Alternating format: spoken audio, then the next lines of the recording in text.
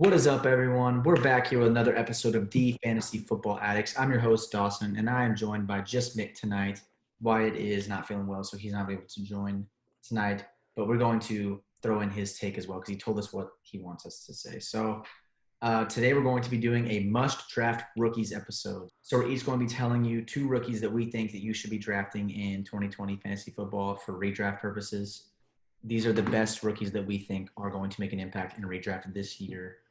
So with that being said, if you like this video, go give it a like, give us a subscribe, go follow us on Twitter at the FF Addicts. And you ready, Mick? Yeah, I'm ready. Let's do this. So getting into my first rookie that I have as a must draft is going to be Justin Jefferson, wide receiver for the Minnesota Vikings. And he is a no-brainer to me. He's a great talent coming out of LSU. He played against great defenses in the SEC, and he put up insane numbers last year as a senior or as a junior. He had just 15 games, he had 111 catches for 1,500 yards and 18 touchdowns. That's ridiculous, people. 18 touchdowns in 15 games against SEC opponents. He's a touchdown magnet. He's a go-to guy in the end zone, and he's just a freak athlete. And I think he's going to translate well to the NFL with his size and his athleticism. But the number one argument for me for Justin Jefferson and why you should be taking him is because he is going to be getting arguably the biggest target share out of any of the rookie wide receivers. And that is because Stephon Diggs has left Minnesota, leaving so many targets. They have 110 vacated targets from last year, which is 25% of their target share. And 1,600 air yards. That is a large amount of targets, and I think all of those pretty much are going to be going to, not all of them, but a lot of them are going to go to Justin Jefferson. I think he's going to step in as wide receiver 2 immediately, and I think that just bodes great for him to be one of the first rookies to make a huge impact right away, because a lot of these rookies, while some of them could be better than Justin Jefferson, I don't think they're in as great of situations as Justin Jefferson, because he's in a great situation with a very good offense. He's going to score a lot, and he is filling in for Stephon Diggs because Stephon Diggs has left a lot of targets. So Justin Jefferson is a must-draft rookie, in my opinion. Nick? Yeah, I 100% agree with you. I think he's one of the few wide receivers that are going to be able to hit the ground running. That's not usually the case for rookie wide receivers. That's more of a running back thing. But I think Justin Jefferson has a clear role going into this year, and I think he will succeed in being able to fill Stephon Diggs' shoes. One thing we should say, one disclaimer, that I'm not super high on rookie wide receivers this year, just to clarify, because of the whole COVID stuff, being on the same page with our quarterbacks. We don't know how this training camp is going to go. We do think that it's going to happen, but you never know. It's kind of a shortened one, no preseason, so it's going to be hard for rookie wide receivers to be on the same page. However, this is a must-draft rookie video, so I do have to have rookies in it. But these guys are going to be the ones that we think have the best chance to overcome this COVID obstacle. So, Mick, who is your number one rookie to draft this year? So I'm going to go with Denzel Mims, wide receiver out of Baylor, who was drafted to the Jets. And I think he's going to be a straight stud this year. I know I just said wide receivers take a while to figure it out in the NFL. DK Metcalf took a couple weeks last year to break out. So did A.J. Brown. But Denzel Mims, I mean, there's not very many targets for Sam Darnold to throw the ball to. That defense did just get worse with Jamal Adams leaving, so they are going to be throwing the ball a lot more. I think Denzel Mims is going to be catching a lot. At Baylor, his last season at Baylor, he had 12 touchdowns for over 1,000 yards in 12 games. And so I know the Big 12 is not a conference that is known for their spectacular defenses, but it's still something that you should think about. I mean, he was trusted in college to be catching touchdowns. That's 12 touchdowns right there. And then another 1,000 yards. I mean, that's a pretty good number. And then Sam Darnold doesn't have very many other people to throw it to. I mean, who else is he going to throw the ball to? It's going to be Denzel Mims and Rashad Perriman. I think that's how you say his name. And those are not – Perriman is not a very They also have Jamison Crowder as well. So yes, not super great names in the offense. Yeah, so those targets are not good by any stretch of the imagination. Chris Herndon is a tight end target, and I mean he can't stay healthy anyways. So it's going to be Le'Veon Bell, Jamison Crowder, Brashad Perryman, and Denzel Mims. That just sounds like a lights out receiving core if you ask absolutely nobody. Um, but Denzel Mims is somebody that Sam Darnold is going to be forced to go to. I think he's more talented than both of them already. Both of the other two people ahead of him already. So I see him having a pretty big year. Not because he's going to be so good, like he's going to be developed already, but it's because Sam Darnold has no other choice. Yeah, and one thing you didn't mention, the Jets have the third most vacated targets in the league with 183. So they got to go somewhere. I think Denzel Mims might end up. It's not a stretch to say that he ends up as the most productive wide receiver on that team. Mm-hmm. So that's going to take me to my second guy, and it's another guy with a very bad wide receiver core around him is Jalen Reagor, wide receiver for the Philadelphia Eagles. And first off, he's paired with a fantastic quarterback in Carson Wentz. They have a good O-line. I think last year Carson Wentz didn't have anybody to throw the ball to. That wide receiver core cannot stay healthy. Alshon Jeffrey is on his last leg. Deshaun Jackson is a good deep ball threat, but he also has health issues, and who knows what he's going to say off the field. You never know how that's going to work. And he's So old. they had lots. Yeah, they lost Nelson Aguilar. They also have a top 10 most vacated targets in the league with 128 vacated targets. So again, there's a trend here, guys. All these rookie receivers that we have projecting to succeed are all on teams with large amounts of vacated targets, which means these targets have to go somewhere. The Eagles just had such a bad wide receiver core this year. I think Carson Wentz doesn't really trust anyone anymore there besides Zach Ertz. I think he's going to look to Jalen Reagor to kind of pick up some of that slack and step forward and maybe end up being a wide receiver 1 or 2 in that offense that is going to see the majority of the targets. So I think he is definitely a good wide receiver to target this year. Yeah, and he's a speed threat. That whole receiving core is speed threats. They could run the USA track team if they wanted to with Goodwin, D-Jack, and Reagor. So I think that he's a good fit because that's what Philly looks like they're trying to build right there. It's a bunch of fast guys running routes, and I think Rager's going to fit right in. So who do you got for yours?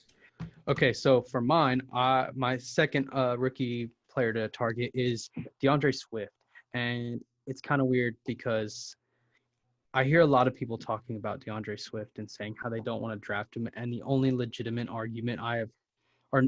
argument I have heard that I don't think is legitimate is he plays for the Lions, and the Lions haven't had 1,000-yard rushers since the Vietnam War.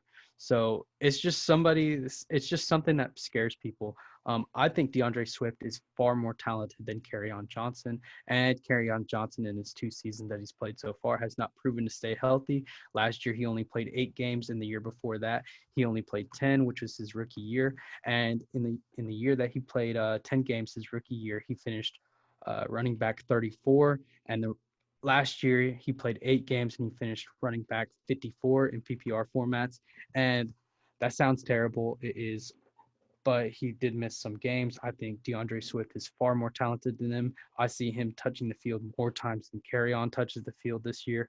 And if he can stay healthy, which I have no reason to think that he doesn't, I think DeAndre Swift is easily a top 20 running back this year.